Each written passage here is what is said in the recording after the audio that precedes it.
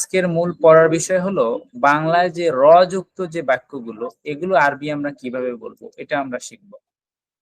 যদি আমরা বলি যে নাইমের কলম,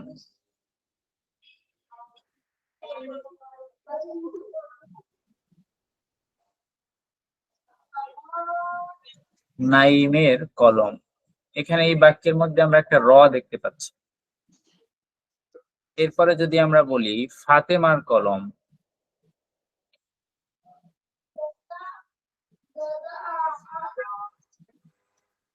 এখানেও আমরা একটা র দেখতে পাচ্ছি। এরপরে আমরা যদি বলি যে শিক্ষকের কলম,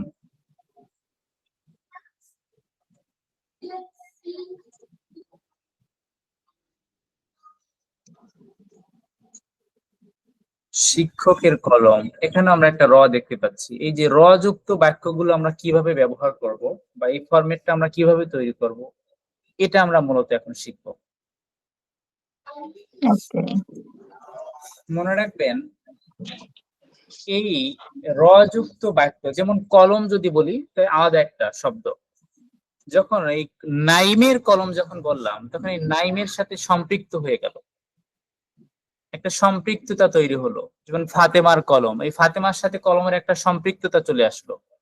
শিক্ষকের কলম, শিক্ষকের সাথে এই কলমের একটা সম্পৃক্ততা চলে আসলো। এই আরবিতে যে শব্দকে সম্পৃক্ত করা হয় ওই শব্দকে মুদাফ বলা হয়। যে শব্দকে সম্পৃক্ত করা হয় ওই শব্দকে মুদাফ বলা হয়। আর যার সাথে সম্পৃক্ত করা হয় তাকে বলা হয় মুদাফুন ইলাইহি। এই দুইটা টার্ম মূলত আমাদের এখানে শেখার বিষয়। মুদাফুন ইলাইহি, তাহলে যার সাথে সম্পৃক্ত করি তাকে আমরা মুদাফুন ইলাইহি বলি। আর মুদাফুন ইলাইহির সাথে বাংলায় সবসময় একটা র থাকে। মুদাফ ইলাইহির সাথে সবসময় বাংলায় একটা কি থাকবে? র থাকবে। র থাকবে। তাহলে আমরা ফাতেমার কলম, এখানে ফাতেমাকে আমরা কি বলবো? মুদাফ ইলাই, মুদাফ বলবো। আর ফাতেমাকে আমরা মুদাফ ইলাইহি বলবো, কলমকে আমরা মুদাফ বলবো। ওকে। এরপর যদি আমরা বলি শিক্ষকের কলম, তাহলে কলমকে আমরা কি বলবো? মুদাফ বলবো। আর শিক্ষককে আমরা কি বলবো? মুদাফ ইলাই, মুদাফ ইলাইহি বলবো। এখন আরবি করার সময় এই মুদাফ সবসময় আগে আসে। যেমন বাংলায় মুদাফটা পরে আসছে, কিন্তু আরবিতে মুদাফটা আগে আসে।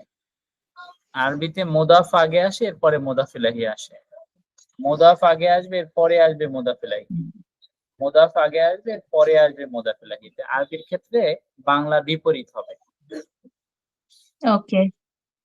এরপরে দ্বিতীয় কথা হলো এই মুদাফে আলিফ লাম হয় না। আলিফ লাম হয় না, মুদাফে কখনো আলিফ লাম হয় না। আলিফ লাম হয় না। আর তানবিন হয় না। তানবিন দুই জবর, দুই জের, দুই পেশ হয় না। এই দুইটা বিষয় হয়।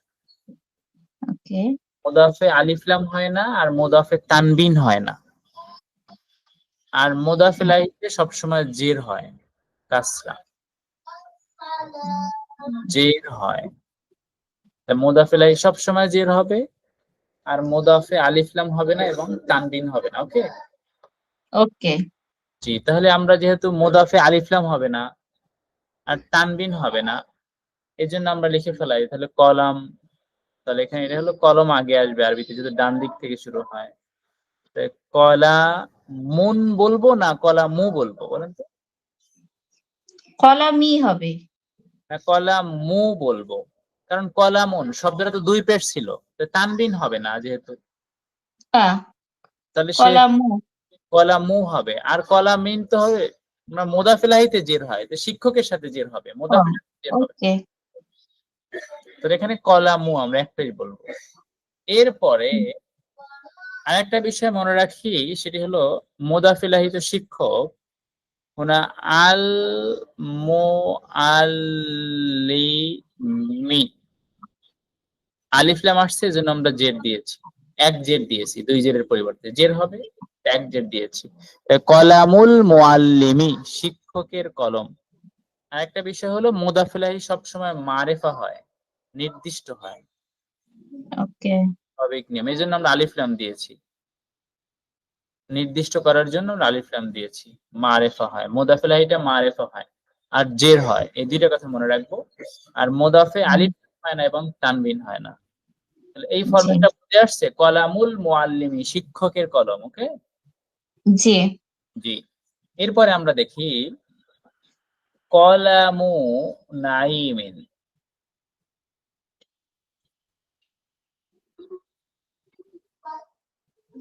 কলামু নাইমিন, নাইমের কলম। এখানে নাইমের সাথে আমরা তো আলিফ লাম দেই নাই। লিমাযা, কেন? কারণ এই নাইম এই শব্দটা এমনিতেই হলো মারেফা। এটা কি বুঝতে পারে, মনে আছে আমাদের? না ভুলে গেছি, না আবার বলতে হবে আমাদের?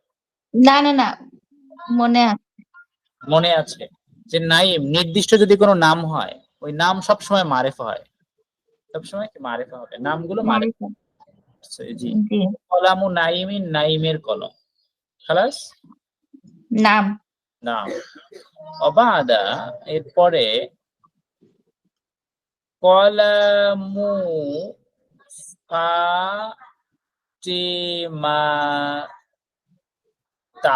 এখানে আমরা তা কেন দিলাম, একটা প্রশ্ন।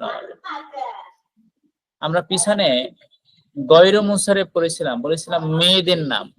একটা প্রশ্ন মনে রাখি, মেয়েদের নামে কখনো জের হয় না, আহ, জের হয় না, জেরের পরিবর্তে জবর হয়। ওকে মেয়েদের নামে কখনো জের হয় না, আর তানবিনও হয় না, দুই জবর দুই জের দুই পেশ হয় না, ওকে হয় না। তাহলে এক জবর আর এক পেশ হতে পারে মেয়েদের নাম, তাহলে এক জবর হবে অথবা এক পেশ হবে। তাহলে মেয়েদের নামে কখনো দুই পেশ দুই জবর দুই জের হবে না, তানবিন হবে না, আর কখনো জের হবে না। যেখানে জের হওয়ার কথা সেখানে জবর হবে জেরের জায়গায়। মূলত হওয়ার কথা ছিল, নিয়ম অনুসারে ফাতেমা 3 হওয়ার কথা ছিল, তাই না? জি। মেয়েদের নাম, এই জন্য এই জের হয় না, এই জন্য আমরা জবর দিয়েছি। ওকে جميل. بعد الدرس اقرأ পড়ার পড়ো। طيب, তাহলে কলামু ফাতেমা, তাহলে আমরা এখানে 3 ধরনের বাক্য পেলাম। ছেলেদের নামের ক্ষেত্রে আমরা দুই জের দিয়েছি, কলামু নাইমিন, নাইমের কলম। এরপরে মেয়েদের নামের ক্ষেত্রে আমরা এক জবর দিয়েছি, জেরের পরিবর্তে জবর দিয়েছি, কলামু ফাতেমাতা, ফাতেমার কলম। এরপরে আমরা অন্যান্য শব্দের ক্ষেত্রে আমরা আলিফ লাম যোগ করে বলবো, তখন এক জের হবে, কলামুল মুআল্লিমি, শিক্ষকের কলম। ওকে, নাম। নাম। সহি, তাহলে আমরা এই ফরম্যাটে কয়েকটা বাক্য লক্ষ্য করেন, এখন এখানে দেওয়া আছে। কিতাবুল মুআল্লিমি, শিক্ষকের বই। কিতাবু জেরিনা, জেরিনের বই। কিতাবু রাশিদিন, রাশেদের বই। মাফহুম? খালাস, তামাম হাদা।